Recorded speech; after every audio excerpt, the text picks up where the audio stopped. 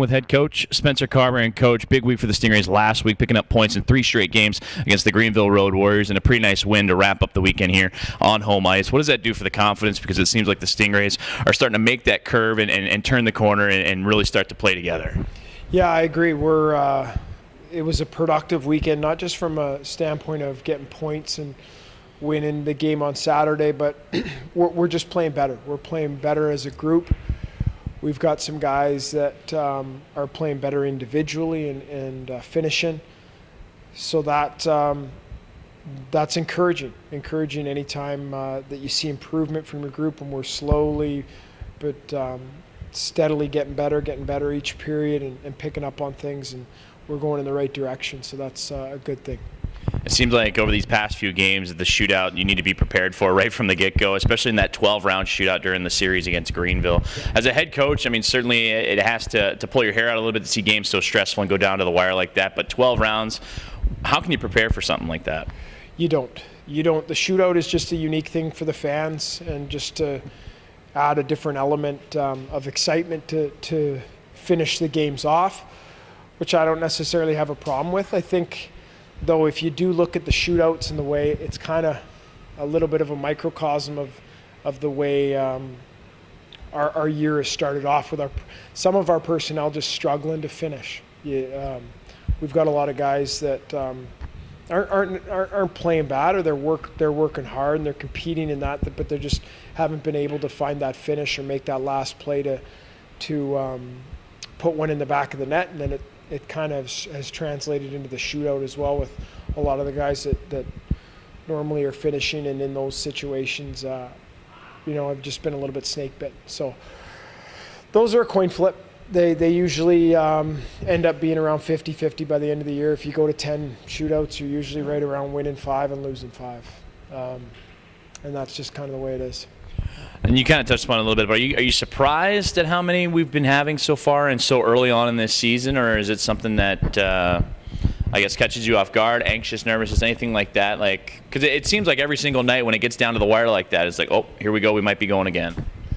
Do you mean the game's being decided by a shootout? No. I think, again, that's something that just evens itself out.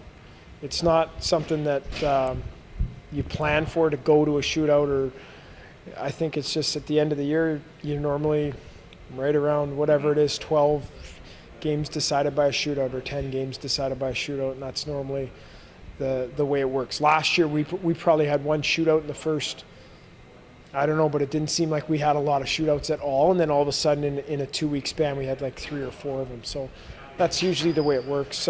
We've played tight games. Greenville, that doesn't surprise me, having played them already 4 times. They're always tight games, and usually 1-goal hockey games, so that probably plays into it a little bit. Focusing on that last game against the Greenville squad, it seemed like it did a lot for the team's confidence. You had 4 players pick up multi-point games. The hat trick certainly grabbing the main headline. Cody Sylvester, 3 points in his game as well. It seemed like that really put a lot of wind in everybody's sails in terms of moving forward and how to approach practice, because as you mentioned, guys are snake bit, guys are struggling, but when you see performances like that and breaks starting to happen, it can turn things around. Yeah, that's exactly what you just nailed it. Is anytime that you can get some guys that are finishing and feeling confident and feeling good, it's a huge help, because now that line's producing at a high level, and then all of a sudden you get some secondary scoring and our power play. Everybody just feels better, and we need that. We need some guys, and Saturday was a good step in the right direction. The guys getting some confidence and feeling good about themselves and finishing some plays. So that puts us in a good spot going into this week. And how does it make you feel? You touched on the power play, that you got a power play goal on Saturday. Ended a little bit of a drought for the Stingrays, to say nicely, but it had to make it feel nice for you to see that finally work, and everything that you've been working on in practice pay off.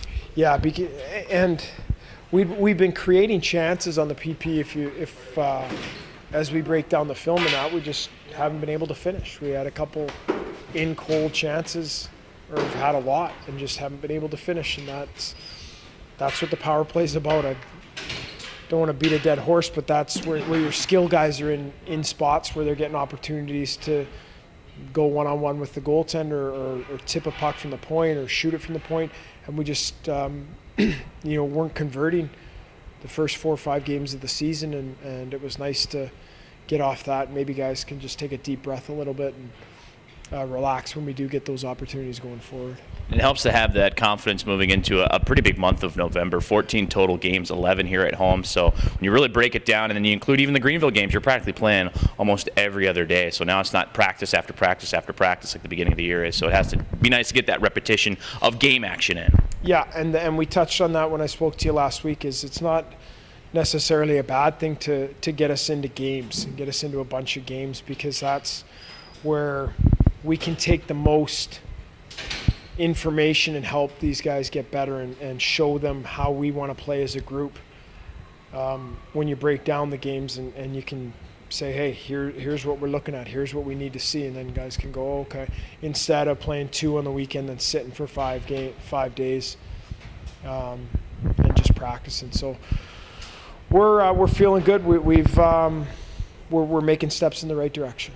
It has to be nice, too, that you have 11 of those 14 games on home ice, so you don't have to deal with the travel and working in practice time and ultimately trying to find meals and everything like that. That goes with being a head coach. Now you can kind of sit back and enjoy being on home ice. Yeah, with that comes expectations, though, is you got to look after your home ice. So we need to, the urgency level, and us being at home this month, we can't lay off the gas. We've got to use each and every opportunity we have to play at home to make sure that we're taking advantage of it, because we do have so many home games this month. And then you turn things and look things forward tomorrow night against the Toledo Walleye. You don't see them a whole lot as compared to the Greenvilles or the Floridas or teams like that. So what's your focus? What's the message going into a team that you haven't seen this year? I think it'll be more about us. Toledo's a lot different than their rosters turned over quite a bit.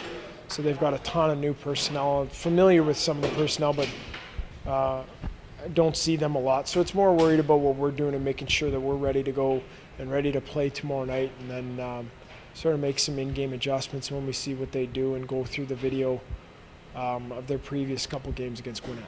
Coach, thank you. Thanks, Joey.